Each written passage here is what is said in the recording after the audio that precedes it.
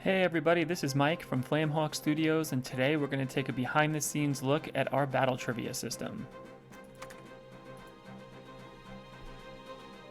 Okay, so here we are at our home base area. As a reminder, this is a prototype build, so some very early behind-the-scenes footage here. Don't be surprised if we see some unfinished features.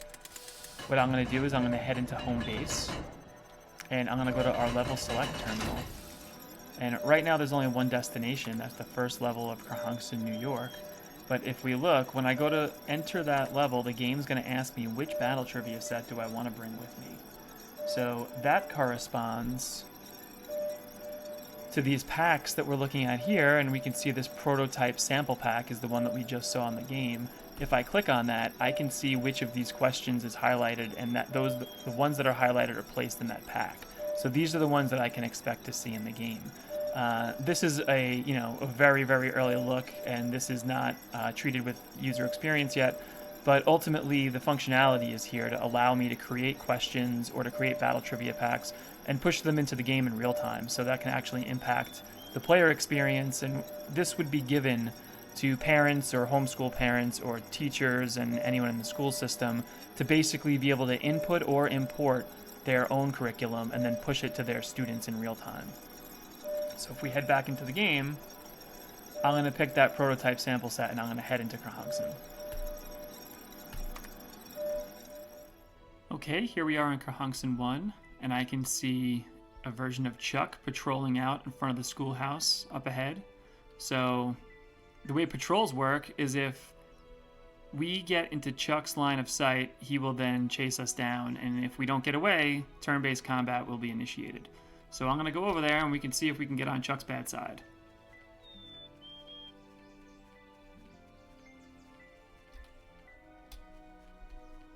See, right now Chuck doesn't see us, and here he goes.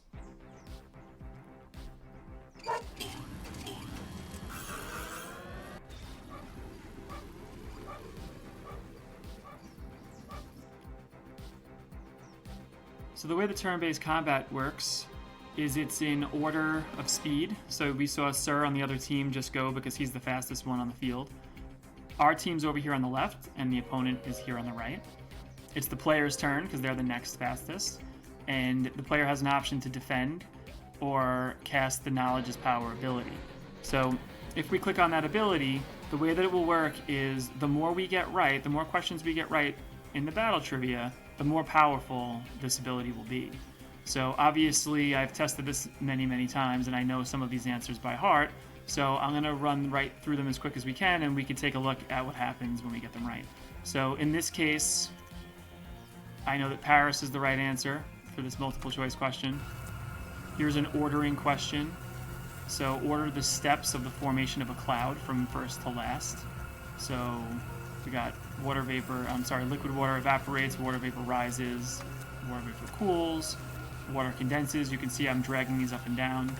And my player is channeling more and more powerful spells. If I get this last one right, this is another ordering question. If I get this one right, our player is going to cast the critical attack ability. So let's see how that looks.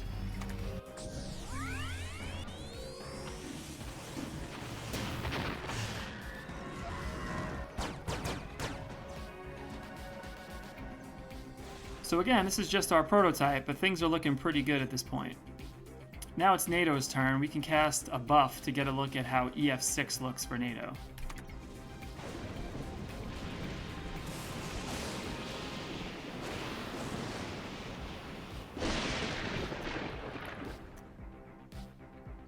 So now NATO's faster, her attack is up, and she has a better chance to dodge. If you notice, when the critters go, there is no battle trivia unless they defend. So if anybody defends, you'll always be asked battle trivia, and the more you get right, the more you'll be able to defend. Otherwise, we don't have cooldowns turned on, so I can pick any of these abilities. Right now it's Psych's turn, so we can see what Psych's most powerful attack looks like without having to wait for the cooldowns.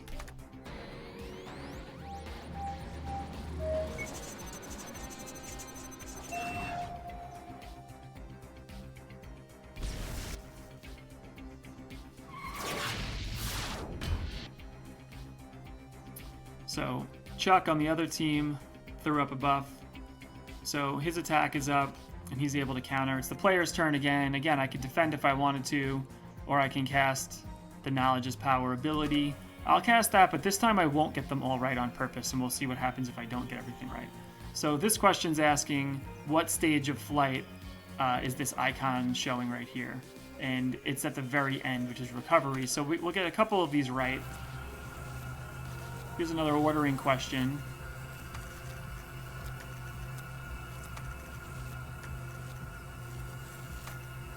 Let's see if we can get that one right. Okay, now I'm going to intentionally get this one wrong just so we can see our player cast a strong ability instead of the critical attack. So let's get this one wrong.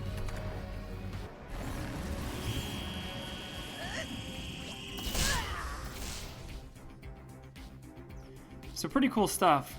Players are basically incentivized to get the questions right. The more they get right, the more powerful their spells will be, and the cooler the loot will be.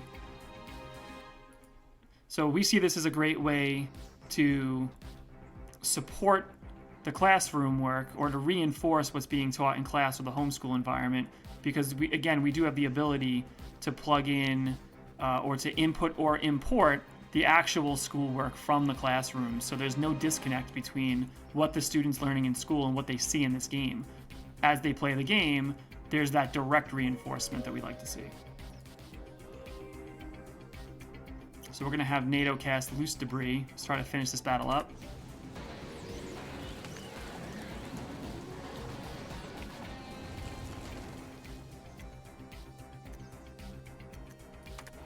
Psych's turn again. We'll cast Bombing Run.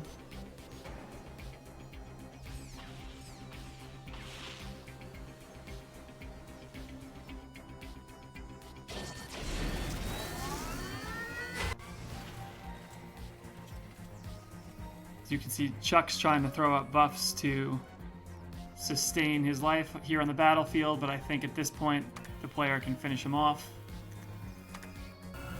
So we'll get one right and one wrong. We'll see a standard attack now.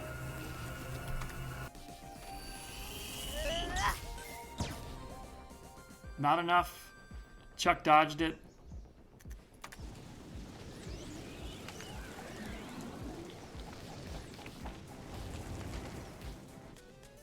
And there we go. This is the post-battle workflow. This is a temporary user interface that we have until we have our final assets in place. But what we can see with this UI is that the player has gained 30 bits, and they can use those with the other bits that they've accrued to buy things on the in-game store. And the player has also gotten some Kerhunks in Essence. So this is what the player will use to unlock new characters and new critters to use on their team and to level the critters up from this zone. So as you can see, even though we're in a prototype phase still, we've got a lot going on. A lot of final assets are here, and things are looking pretty good so far. We'd love to hear some comments, your thoughts about what you've seen here. And until next time, I think that's good for now, and signing off.